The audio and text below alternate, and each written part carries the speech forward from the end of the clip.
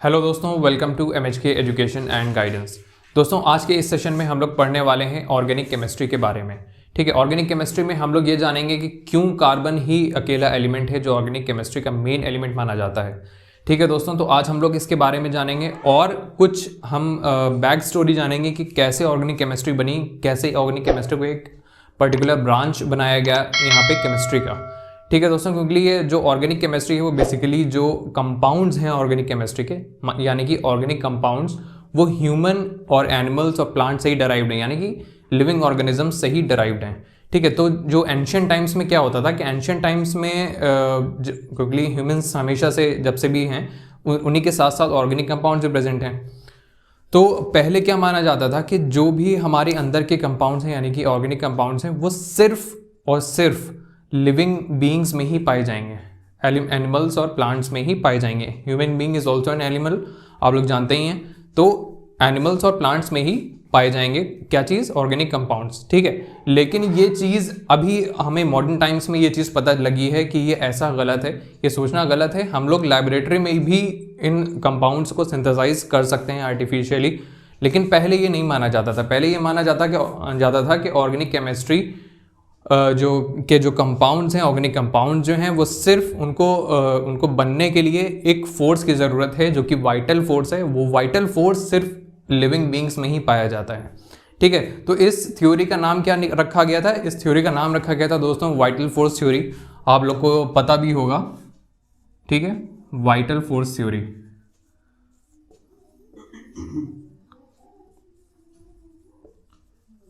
ठीक है, vital force theory क्या कहती थी? वाइटल फोर्स थ्योरी ये कहती थी कि जितने भी कंपाउंड्स हैं हमारे ऑर्गेनिक कंपाउंड्स, उनको बनने के लिए एक वाइटल फोर्स की ज़रूरत है जो कि लिविंग बीइंग्स में ही पाए जाते हैं, इसलिए ये थ्योरी बनी। ठीक है, अब क्या हुआ, अब थोड़े दिन बाद यानी कि ये तो वाइटल फोर्स थ्योरी काफ़ी पुरानी हो गई।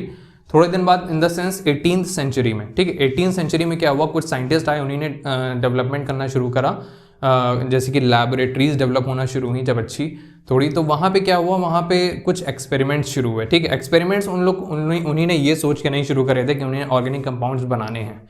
ठीक है, एक्सीडेंटली कुछ ऐसा हुआ, जैसे कि एक साइंटिस्ट थे जिनका नाम था फ्रेडरिक वोलर। ठीक है, 1828 के ईयर में, ठीक है, 1828 के ईयर में क्या हुआ कि जो साइंटिस्ट थे फ्रेडरिक वोलर, ठीक है, वो अपने लेबोरेटरी में एक्सपेरिमेंट कर रहे थे। तो एक्सीडेंटली क्या हुआ, वो क्या कर रहे थे मैं ये बताता हूँ पहले। वो ये कर रहे थे कि NH4CNO, ये क्या है, ये एक इनऑर्गेनिक कंपाउंड है दोस्तों। ठीक है, ये क्या है, अमोनियम साइनेट है, ये अमोनियम साइनेट। ठीक, वो इस इनऑर्गेनिक कंपाउंड को हीट कर रहे थे। इसका एक्वस सॉल्यूशन मतलब दोस्तों, एक्वस सॉल्यूशन मतलब पानी में थोड़ा सा इसको डाइल्यूट करके, पानी मिला के इसको हीट कर रहे थे। ठीक है, तो क्या हुआ, क्या बना, यूरिया बन गया। और यूरिया क्या होता है, NH2CO NH2, और ये है एक ऑर्गेनिक कंपाउंड। ठीक है, ये है एक ऑर्गेनिक कंपाउंड। यहाँ तो दोस्तों यहाँ पे हुआ गया, यहाँ पे इनऑर्गेनिक कंपाउंड से ऑर्गेनिक कंपाउंड निकल के सामने आ गया। और ये कौन एक्सपेरिमेंट कर रहा था, फ्रेडरिक वोलर। ठीक है, तो ये किस टाइम की बात है, 1828 की। अब ये क्या हुआ कि ये जब जैसे उन्होंने ये देखा तो उनको ये पता चला, उस टाइम के लोगों को ये पता चला कि ज़रूरी नहीं है कि लिविंग ऑर्गेनिजम्स के अंदर ही जो ऑर्गेनिक कंपाउंड्स है वो पाए जाएं, इसकी जो हम लैब में भी सिंथेसाइज कर सकते हैं। तो यहाँ से वाइटल फोर्स थ्योरी धीरे धीरे ख़त्म होना शुरू हो गई दोस्तों। ठीक है, ये वाइटल फोर्स थ्योरी थी कि ये एक सुपरस्टिशियस पे बेस्ड थी। ठीक है, क्योंकि वो लोग सोच रहे थे कि एक वाइटल फोर्स है उसकी वजह से बन रहा है, लेकिन ऐसा गलत निकला क्योंकि ये लैब में एक प्रूफ हो गया। अब धीरे धीरे क्या हुआ कि और साइंटिस्ट आए, लोगों ने एसिटिक एसिड बनाया, लोगों ने एथाइल अल्कोहल बनाया लेबोरेटरी में। तो ये सब चीज़ें फिर धीरे धीरे ख़त्म हो गई, जो वाइटल फोर्स थ्योरी थी वो धीरे धीरे ख़त्म हो गई दोस्तों। ठीक है, तो अब ये तो होगी बैकग्राउंड स्टोरी। ठीक है, अब हम लोग चलते हैं कि कार्बन क्यों कार्बन ही ऑर्गेनिक कंपाउंड्स बनाता है और इतने ज़्यादा ऑर्गेनिक कंपाउंड्स कैसे बना लेता है। ठीक है, तो हम लोग चलते हैं और हम लोग जानते हैं उसके बारे में। तो दोस्तों हम चलते हैं और हम जानते हैं कि कार्बन इतने ज़्यादा कंपाउंड्स कैसे बना लेता है। तो दोस्तों 3 बेसिक रीजंस हैं जिनकी वजह से कंपाउंड्स कार्बन के हैं जो वो इतने ज़्यादा नेचर में प्रेजेंट है। ठीक है, 5 मिलियन से ज़्यादा कंपाउंड्स कार्बन के हमारे नेचर में प्रेजेंट हैं। तो दोस्तों सबसे पहले तो आता है जो रीज़न है, फर्स्ट मैं यहाँ पे लिख दे रहा हूँ, रीजंस, ठीक है, आप लोग समझ जाइएगा। रीजंस क्या है, 3 बेसिक रीजंस हैं। सबसे पहले आता है रीजन, जो हमारा सबसे बड़ा रीजन है वो है कैटिनेशन। कैटिनेशन दोस्तों क्या है, कैटिनेशन एक प्रॉपर्टी है जिसकी वजह से एक एटम, एक एलिमेंट का एटम दूसरे एटम के साथ बॉन्ड फॉर्म कर लेता है, ठीक है, बॉन्ड फॉर्मेशन कर लेता है एक कोई भी एटम। लेकिन यहाँ पे बात हो रही है कार्बन की, तो हम लोग देखेंगे कार्बन, यहाँ पे मैं लिख रहा हूँ, ठीक है, ये क्या है, ये कार्बन की एक प्रॉपर्टी है। Catenation is a property which enables the atom to form long chain, ठीक है, लॉन्ग चेन बनाने की टेंडेंसी एक है जो एटम की। अब वो क्या है, वो टेंडेंसी बाकी एलिमेंट्स में भी प्रेजेंट है, लेकिन कार्बन में बहुत ज़्यादा प्रेजेंट है, ठीक है। कार्बन बहुत लॉन्ग चेन्स फॉर्म कर सकता है, ये कार्बन की खुद की प्रॉपर्टी है, टेंडेंसी है, ठीक है। तो अब ये क्या है, ये 2 कार्बन के साथ भी चेन फॉर्म कर सकता है, कार्बन 2 कार्बन के साथ भी, और 10, 15, 20 कार्बन के साथ भी चेन फॉर्मेशन कर सकता है, और ज़्यादा भी कर सकता है, ठीक है। तो इसके वजह से क्या हुआ, अब 2 कार्बन के भी कंपाउंड्स प्रेजेंट हैं, 3 के भी प्रेजेंट हैं, 4 के, 10 के, 20 के और 50 कार्बन के भी कंपाउंड्स प्रेजेंट हैं, ठीक है। तो इसकी वजह से क्या हुआ कि जो कंपाउंड्स हैं वो बहुत ज़्यादा बनने लगे कार्बन के, इसीलिए हमें एक सेपरेट केमिस्ट्री बनानी पड़ी, जिसका नाम हम लोग ने दिया ऑर्गेनिक केमिस्ट्री, ठीक है। ये सबसे बड़ा रीज़न है क्योंकि कार्बन के ऑर्गेनिक कंपाउंड्स जो हैं वो बहुत ज़्यादा प्रेजेंट हैं, ठीक है। ऑर्गेनिक केमिस्ट्री जो नाम दिया था दोस्तों वो बर्जेलियस ने दिया था। ऑर्गेनिक जो वर्ड है वो डराइव्ड है, ऑर्गेनिक, ठीक है, आप लोग को पता ही होगा, ऑर्गेनिक जो वर्ड है वो डराइव्ड है ऑर्गेनिजम्स से, जो मैंने अभी बताया ना कि ऑर्गेनिजम्स माना जाता था पहले कि ऑर्गेनिजम्स में ही प्रेजेंट होते हैं ऑर्गेनिक कंपाउंड, इसलिए जो जिस टाइम पे बर्जेलियस ने ये वर्ड दिया था 1807 में, वो उस टाइम पे यही माना जाता था। तो 1828 में आगे ये चीज़ ख़त्म हो गई थी, ठीक है, लेकिन नाम तो वही रहा ऑर्गेनिक केमिस्ट्री, ठीक है। तो कैटिनेशन हो गया फर्स्ट हमारा रीज़न। दूसरा रीज़न है हमारा capability to form multiple bond.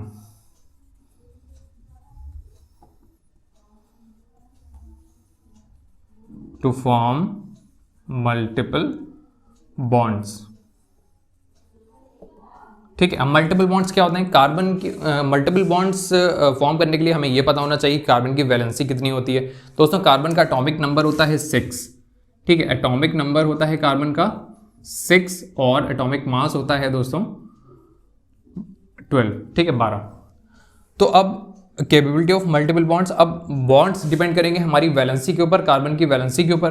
तो कार्बन की वैलेंसी के ऊपर डिपेंड करेंगे अगर, तो कार्बन की वैलेंसी मतलब वैलेंसी क्या होती है, वैलेंसी होती है कि उस एलिमेंट्स के आउटर मोस्ट शेल में जितने भी इलेक्ट्रॉन्स प्रेजेंट हो। तो कार्बन में 4 प्रेजेंट होते हैं, 4 आउटर मोस्ट में ऑर्बिट में 4 इलेक्ट्रॉन्स प्रेजेंट होते हैं, ठीक है, इसलिए कार्बन की वैलेंसी भी 4।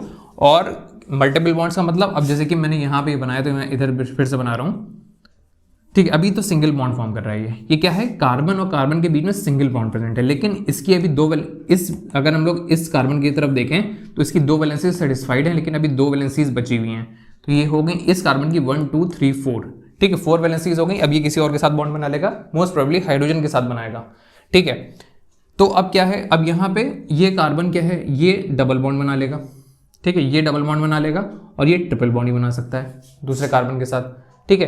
तो ये डबल बॉन्ड ही बना लेगा और ट्रिपल बॉन्ड ही बना लेगा, ठीक है। तो ये एक कैपेबिलिटी है कार्बन की, जो डबल बॉन्ड भी बना सकता है और ट्रिपल बॉन्ड भी बना सकता है और सिंगल बॉन्ड भी बना सकता है, ठीक है। इस वजह से क्या हुआ, कार्बन का single bond, same number of compound, same number of carbon atoms के डबल बॉन्ड्स के भी कंपाउंड्स प्रेजेंट हैं, सिंगल बॉन्ड्स के भी कंपाउंड्स प्रेजेंट हैं, ट्रिपल बॉन्ड्स के भी कंपाउंड प्रेजेंट हैं।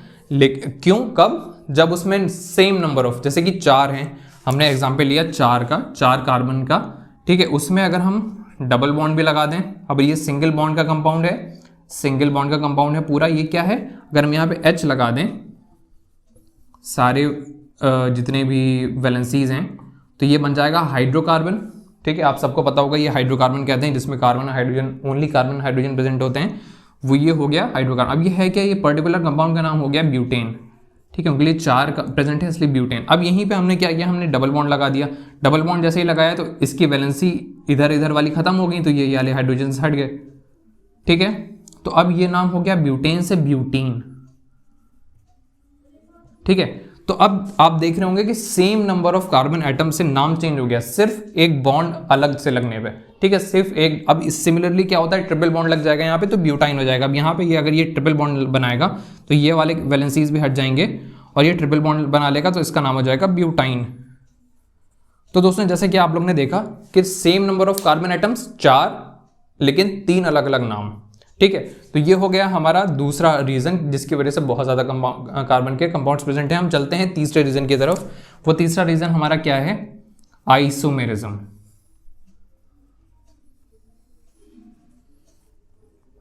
ठीक है, अब फिर से हम एग्जाम्पल लेंगे दोस्तों ब्यूटेन का ही, आइसोमेरिज्म के अंदर ब्यूटेन का ही एग्जाम्पल लेंगे क्योंकि सबसे ईजी एग्जाम्पल है वो, ठीक है, समझाने के लिए। तो अब क्या है, ये मैंने बनाया था अभी ब्यूटेन,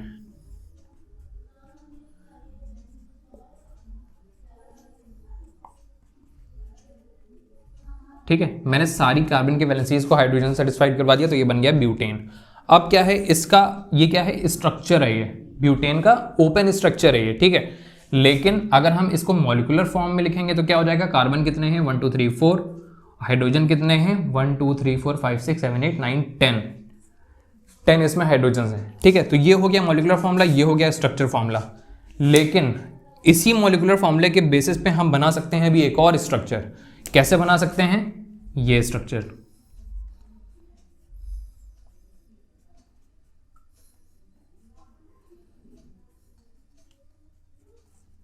जैसा कि आप लोग देख रहे हैं ये मैंने एक और स्ट्रक्चर बनाया और इनकी सारी वैलेंसीज को हाइड्रोजन सेटिस्फाई करा दिया।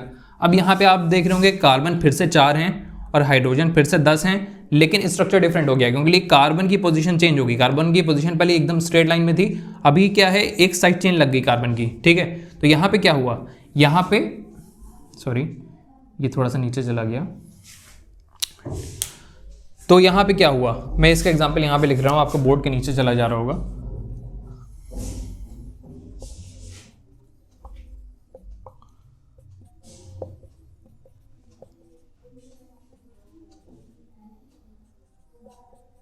ठीक है, जैसे कि आप देख रहे हैं यहाँ पे कार्बन कितने हैं 4 हैं और हाइड्रोजन कितने हैं 10 हैं, लेकिन जो ये वाला स्ट्रक्चर है इसमें भी कार्बन 4 थे, इसमें भी हाइड्रोजन 10 है और इसमें भी सेम चीज़ है।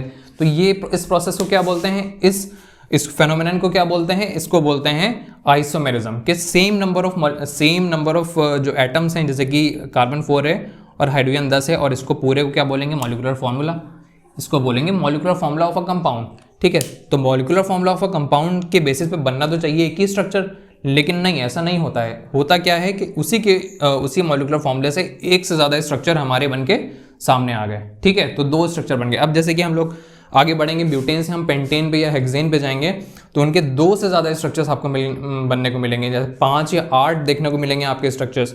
तो अब यहाँ पे क्या हो रहा है कि कंपाउंड, जो अभी तक हम लोग ने बाकी 2 चीज़ें पढ़ी थी, कैटिनेशन और कैपेबिलिटी ऑफ मल्टीपल बॉन्ड्स, उस पर भी यही चीज़ हो रही थी।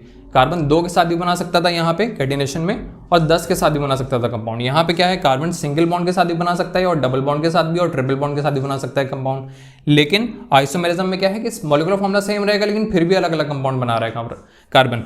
इस वजह से यहाँ पे क्या होता है कि बहुत ज़्यादा कंपाउंड्स हमारे पाए जाते हैं नेचर में कार्बन के, ठीक है दोस्तों। तो ये रहा बेसिक ऑर्गेनिक केमिस्ट्री का। अब हम लोग आगे पढ़ेंगे ऑर्गेनिक केमिस्ट्री के क्लासिफिकेशन बहुत डिटेल में, जैसे कि मैंने अभी बताया आप लोग को, और उम्मीद करता हूँ आप लोग को समझ में आया होगा बहुत अच्छे से, ठीक है। हम लोग मिलते हैं अपनी नेक्स्ट वीडियो में, तब तक के लिए गुड बाय।